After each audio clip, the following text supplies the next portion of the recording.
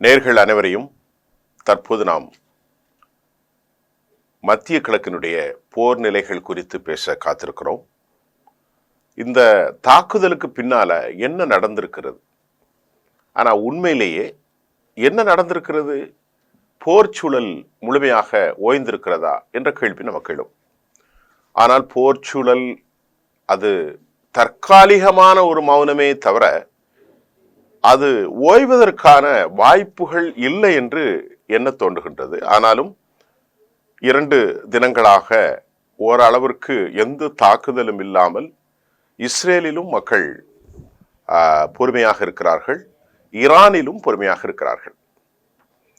இதற்கிடையில Saudi அரேபியானுடைய மன்னர் முகமது பின் சல்மானோடு Pezeshkian தொலைபேசி உரையாடலில் அவர்கள் கதைத்திருக்கிறார்கள். அதில் மிக முக்கியமாக நம்மிடத்திலே பிளவுகளை ஏற்படுத்தி, அதாவது முஸ்லிம் அந்த நம்பிக்கை சார் அடிப்படை சித்தாந்தத்தில் ஷியா சுன்னி முஸ்லிம் என்ற 2 பிரிவுகளால் நம்மை அவர்கள் பிரிக்க மத்திய கிழக்கிலே முயல்கிறார்கள்.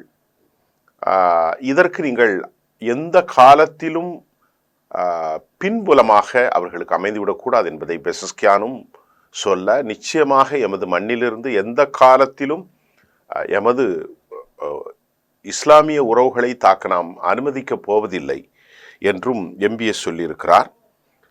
அமெரிக்கா இஸ்ரேலுடைய அந்த அக்ரஷன் அட்டாக், இந்த கடைசி முனையில் நடந்திய இந்த விவகாரத்தையும் கூட எம்பிஎஸ் மிக கடுமையாக, அதாவது சவுதி அரேபியானுடைய பிரின்ஸ் முகமது பின் சல்மான் ரொம்ப கடுமையாக கண்டித்திருப்பதையும் நாம் பார்க்க முடிகிறது.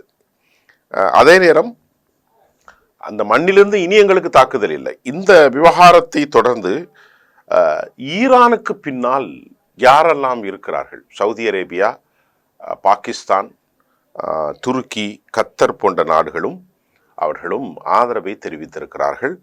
அதே சமயம் இஸ்ரேல் மீண்டும் வாள் ஆட்டினால் அவர்கள் கதை முடிந்துவிடும் என்பதற்காகவும் பெசஸ்கியான் தனது கடூரமான சொல்லை பதிவு செய்திருக்கிறார்.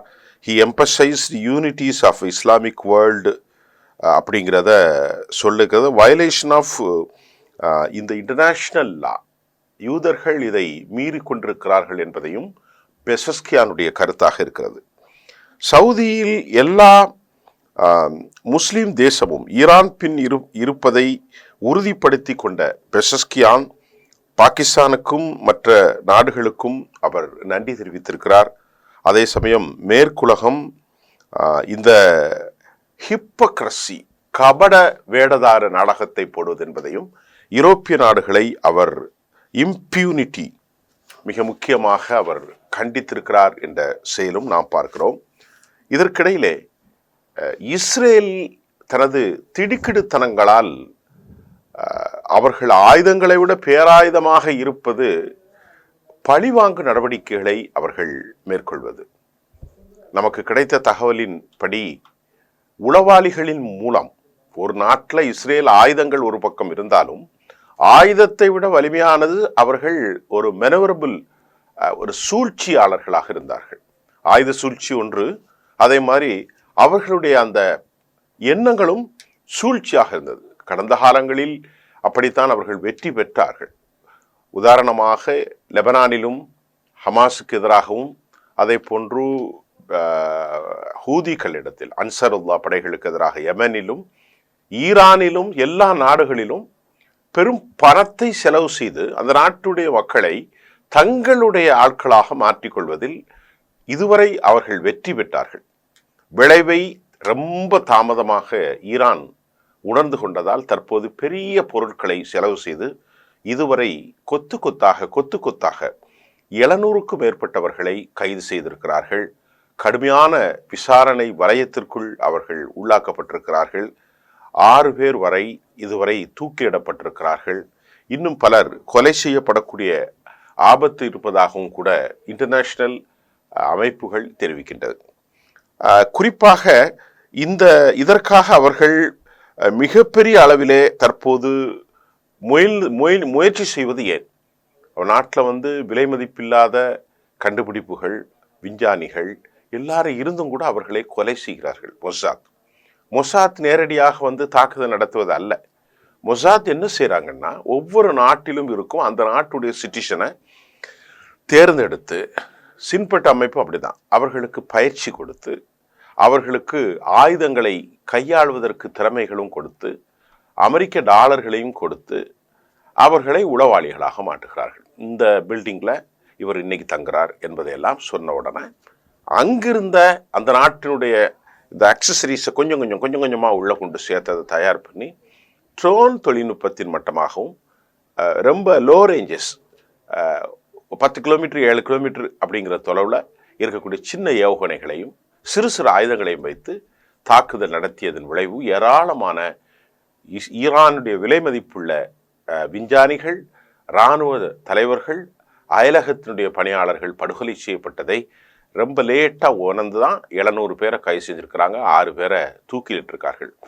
இப்போ அணு ஆயுதங்களுக்கு சமமாக இந்த நடவடிக்கைகளை அவர்கள் மேற்கொண்டால் ஒழிய இது துரிதப்படுத்தும் வரை ஈரானுக்கு அழிவு தடுக்க முடியாது என்பதை தாமதமாக அவர்கள் உணர்ந்திருப்பதாகவும் நாம் சொல்ல முடிகின்றது. அதைவிட மொசாத்துக்கு சமமாக ஈரானுடைய உளவாளிகள் தங்களை மெய்ப்படுத்தி வந்திருக்கிறார்கள். ஏராளமான உளவு அமைப்புகளை இஸ்ரேலுக்குள் அவர்கள் பயன்படுத்தக்கூடிய ஒரு நிலையும் நாம் காண முடிகின்றது. குறிப்பாக பல்லாயிரக்கணக்கான டாக்குமெண்ட்ஸை அவர்கள் இஸ்ரேலிலிருந்து கைப்பற்றியிருக்கிற நிகழ்வையும் நாம் பார்க்க முடிகின்றது. ஏராளமான டாக்குமெண்ட்ஸையும் அவர்கள் இஸ்ரேலிலிருந்து எடுத்து வந்திருப்பதையும் நமக்கு செய்தி வந்திருக்கிறது. அதனுடைய அறிவிப்புகள் இனி வரும் காலத்தில், வரும் நாட்களில் வெளியிடப்படும் என்பதையும் உணர முடிகிறது. அது மட்டுமில்லாமல் ஈரானுடைய நாட்டினுடைய சக்தி வாய்ந்த சபாநாயகர், அவருடைய சொல் மிக முக்கியமாக இருக்கிறது.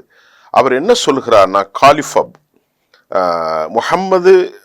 முஹம்மது பாக்கர் கலிஃபாப், இவர் சுப்ரீம் லீடர் கொமெனியோடு ரொம்ப நெருக்கமாக பேசக்கூடியவர், அவருடைய ரொம்ப நம்பிக்கைக்கு பாத்தினவர் ஈரான் நாடாளுமன்றத்தினுடைய முஹம்மது பாக்கர் கலிஃபாப். அவர் என்ன சொல்றாருன்னா, மிக முக்கியமாக சீஸ் ஃபயர் என்றாலும் ஈரானுக்கு எதிராக அவர்கள் தங்களுடைய கரங்களை ஃபிங்கர் ஆன் ட்ரிகர், தூண்டுதல் நடவடிக்கையிலே அவர்கள் ஈடுபட்டால் ஈரான் படைகள் மிகப்பெரிய பலிதாக்குதல் நடவடிக்கைகளை உறுதியாகவும் மிக வேகமாகவும் ரெடியாகவும் இருக்கிறது என்று கலிஃபாபுடைய கருத்து ரொம்ப முக்கியம். அடுத்த கட்ட தாக்குதலுக்கு நாங்கள் வி ப்ரிப்பேர்டு அவர் ஆர்மி, ரொம்ப தெளிவாக வைத்திருக்கிறோம். ஏதாவது செய்தால் நாங்கள் மறுதாக்குதலை சப்தமில்லாமல் உடனடியாக தாக்கப் போகிறோம். நாம் ஏற்கனவே சொன்ன மாதிரி இந்த போர் முனை மழுங்கி போகவில்லை, கூர்மையாகத்தான் இருக்கிறது.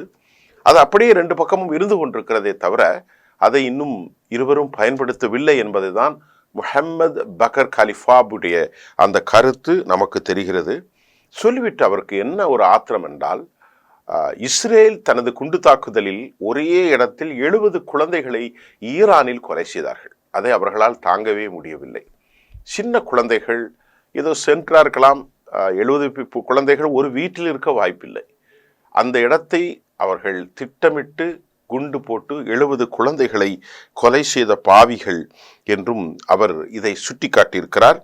இதனை நாங்கள் ஒருபோதும் மன்னிக்க மாட்டோம். அதே போல எங்கள் இறந்து போன எங்களுடைய குழந்தைகள், எங்களுடைய பெண்கள், இவர்களெல்லாம் தியாகிகள், மேட்ரியாட்ஸ் என்பதையும் கலிஃபாப் கூறியிருக்கிறார்.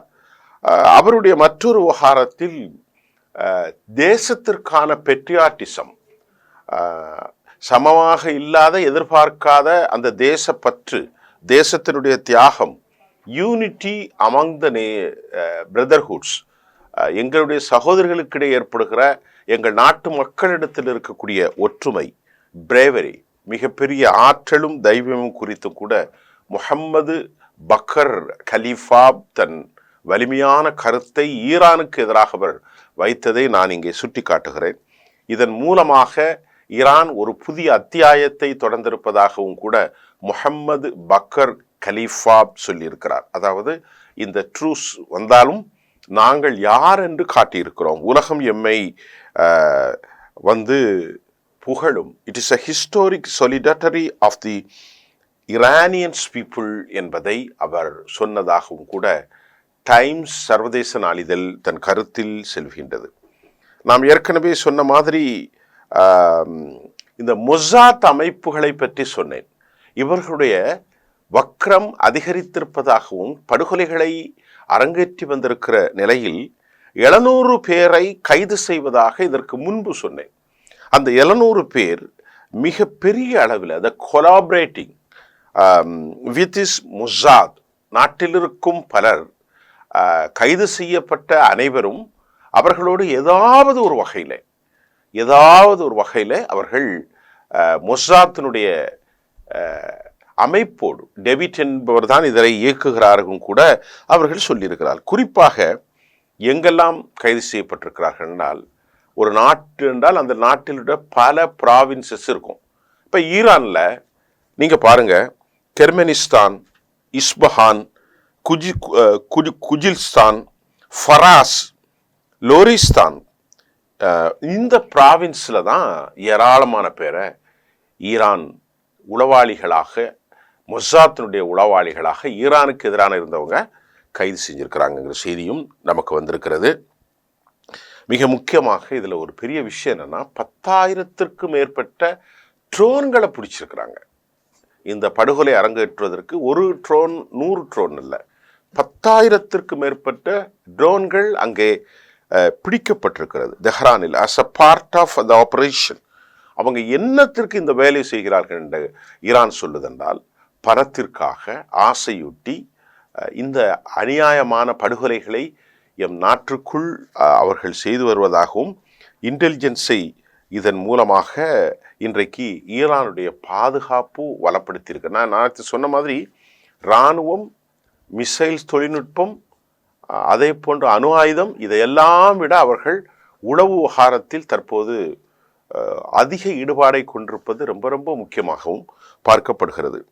அதே மாதிரி நேட்டோ, அமெரிக்கா, இஸ்ரேல் ஒரு ஆபத்தான நிலைக்கு உலகத்தை கொண்டு செல்வதாகவும் கூட ஈரானில் இருந்து மிகப்பெரிய அளவில் செய்திகள் சென்று கொண்டிருக்கிறது.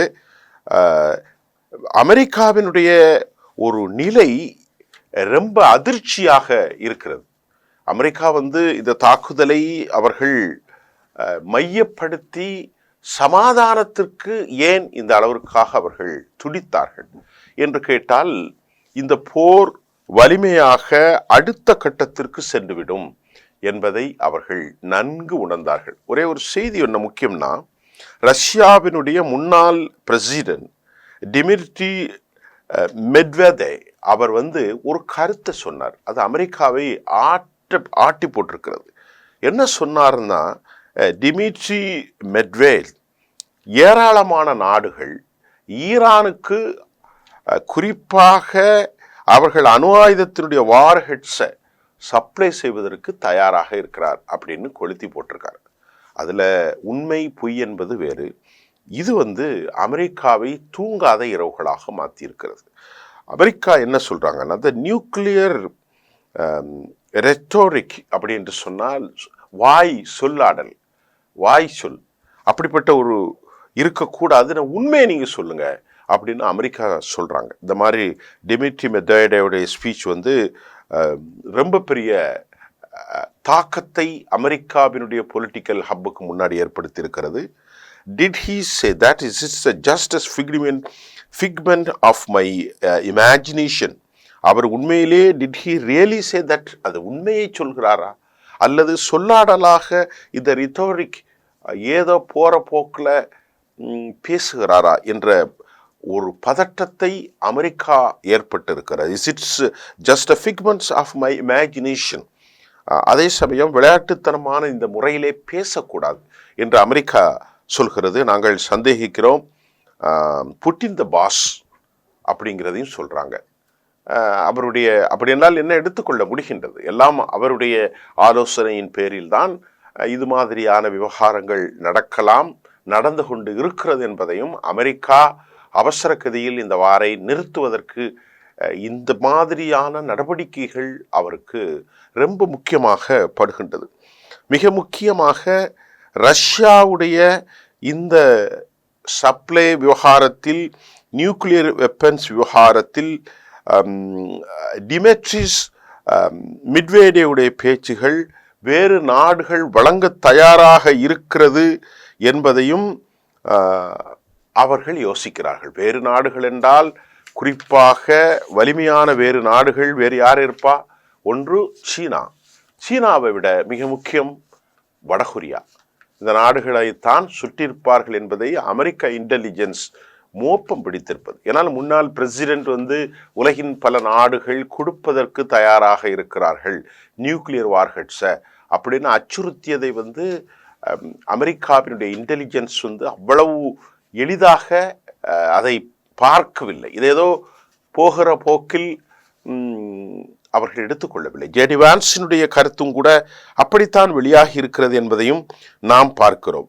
இதற்கிடையிலே ஜெருசலேம் போஸ்டுடைய ஒரு மிக முக்கியமான விவகாரம் என்னவென்றால், அவர்கள் அமெரிக்கா ஆதரவு கொடுத்தாலும் ஈரானுடைய இந்த ஹைப்பர்சோனிக் தாக்குதல் இது ஒரு மேனியூரபிள் மிட் ஃபைட். இதன் மூலமாக வெரி ஹார்ட் டு இன்டர்செப்ட் என்ற கருத்தை அவர்கள் உண்மையாகவே சொல்லியிருக்கிறார்கள். எமது வான் படைகள் இதை நாங்கள் செயல்படுத்துவதற்கு, தடுப்புவதற்கு சூழ்ச்சி செய்யக்கூடிய சிஜில், மிக முக்கியமாக ஃபதா 1 and 2, அதே போன்று கெரம்சோர் 4, இந்த மாதிரி ஏராளமான ஏவுகணைகள் எங்களை தடுப்பதற்கு முடியவில்லை என்பதை ஜெருசலேம் போஸ்ட் உறுதி செய்த செய்தியும் பார்க்கிறது. Very hard to interceptor. ஏனென்றால் அதனுடைய வேகத்தை அவர்கள் குறிக்கிறார்கள். 5000 9000 10,000 17,000 அளவுக்கு வருகின்ற போது இது உண்மையிலேயே இஸ்ரேல் தோல்வி காணுவதற்கு, தாக்குதலை நிறுத்த முடியாததற்கு, air defence system, aero system, aero 3 தான். எல்லோரும் அயன்டோம் என்று சொல்லிக் கொண்டிருக்கிறார்கள். தயவு செய்து தவறான செய்தியை சொல்லாதீர்கள். அவர்களிடத்தில் இருப்பது iron dome, iron beam, arrow system, David sling, இதெல்லாம் இருக்கிறது, தார் சிஸ்டம், பேட்ரியாட். ஆனால் நீண்ட தூரமாக வரக்கூடிய ஹைப்பர்சோனிக்கை, சூப்பர் இது பெலிஸ்டிக்ஸை தடுக்கக்கூடியது அயன்டோம் அல்ல. அது குறைந்த தூரத்தில் வருவதை மட்டும்தான் தடுக்க முடியும். ஆக அயன்டோம் ஃபெயிலியர் என்றெல்லாம் சொல்லக்கூடாது. அவர் இருக்கக்கூடிய மிக முக்கியமாக ஏரோ 3 இதுதான் ஃபெயிலியர் ஆயிருக்கிறது. இதன் மூலம்தான் தடுக்க முடியவில்லை. அப்படி ஒரு நிலை எங்களுக்கு ஏற்பட்டதாக இஸ்ரேலுடைய ஜெருசலேம் போஸ்ட் தன் தகவலை சொல்லியிருக்கிறார்கள். அது அல்லாமல் ஏராளமான மிசைல்கள், பவா போன்ற பல மிசைல்கள் ஈரானுடைய ஆர்சனல் குடோன்களில் இருப்பது இஸ்ரேலுக்கு பெரிய த்ரெட் என்பதையும் அவர் சொல்லியிருக்கிறார். Due to low altitude fights என்ற கருத்தும் வந்திருக்கிறது. தற்போது இஸ்ரேலுடைய கர்ட்ஸினுடைய நடவடிக்கை இது மிக நாங்கள் தொடர்ந்து தாக்குவோம், அது எல்லோரும் சொல்வதுதான். ஆனால் உண்மையிலேயே இந்த விவகாரத்தில் பல நினைவுகள் நடந்திருந்தாலும் கூட இவற்றில் தோல்வி காண்பதற்கு அமெரிக்காவை ஒரு விதத்தில் உளவியல் ரீதியாக அமெரிக்கா அச்சுறுத்தப்பட்டிருக்கிறது. இந்த போரின் தாக்கம், இந்த போரினுடைய விளைவுகளை அமெரிக்கா புரிந்திருக்கிறது. ஆகவேதான் அவர்கள் உடனடியாக ஒரு சமாதான நடவடிக்கைகளுக்கு வந்திருக்கிறார்கள். இதை உறுதிப்படுத்துகிறது ஜெருசலேம் போஸ்ட், இஸ்ரேல் டைம்ஸ் போன்ற நாளிதழ்கள். தற்போது அமெரிக்காவினுடைய கூட்டாளிகளான சவுதி அரேபியாவினுடைய எம்பிஎஸ் மற்றும் துருக்கி, பாகிஸ்தான் போன்ற நாடுகள் வலிமையாக ஈரானுக்கு பின்புறத்தில் இருப்பது அமெரிக்காவுக்கு பெரும் அச்சத்தை ஏற்படுத்தும். ஏனென்றால் பண முதலைகள் இவர்கள் எல்லாம். ஈரானுக்கு ஒரு கருத்து வெளியானது, இந்த போரில் மறைமுகமாக சவுதி அரேபியா பெரும் பொருளை கொடுத்திருக்கலாம். ஏனென்றால் இஸ்ரேல் ஒரு பொது எதிரி. யூதர்கள் என்றாலே அது இஸ்லாமிய உலகின் பொது எதிரி. ஆகவே யூதர்களை காலி செய்வதற்கு கத்தரும், அதே போன்று சவுதி அரேபியா, இந்த நாடுகளெல்லாம் பெரும் பொருட்களை கொடுத்திருக்கலாம். யுனைடெட் அரபு எமிரேட்ஸ் எல்லாம் பல ஆயிரம் கோடி ரூபாய்களை ஈரானுக்கு கொடுத்திருக்கலாம் என்ற செய்தியும் அரசல் புரசலாக வெளியாகி இருக்கிறது. ஏனென்றால் ஒரு சாஃப்ட் கார்னர், பெசஸ்கியானும் சரி, அப்பாஸ் அராக்சியும் சரி, ரொம்ப சாஃப்ட்காரர். அவர் இந்த தாக்குதலை கத்தர் மீது நடத்திய போதும் 2 பேரும் ரொம்பவே பணிவாக, நாங்கள் உங்கள் நாட்டை தாக்கப் போகிறோம், உங்களை அல்ல, உங்கள் நாட்டு மக்களை அல்ல, அவர்கள் எங்களது பிரதர்ஹுட், அமெரிக்காவிடத்திலே சொல்லுங்கள் என்று சொல்லிதான் 13-14 குறி தவறிய நிலையில் வேண்டுமென்றே அமெரிக்க தளங்களின் மீது இந்த ஏவுகணைகளை வீசி முடித்து கொண்டார்கள். பெரிய அளவுக்கான ஒரு எதிரொலிப்பு இல்லை என்பதையும் MBS பெசஸ்கியானுடைய பேச்சுக்களும் பல செய்திகளை உலகத்திற்கு சொல்கிறது. மீண்டும் நாம் அடுத்த செய்திகளில் உங்களை சந்திக்கின்றோம். நன்றி.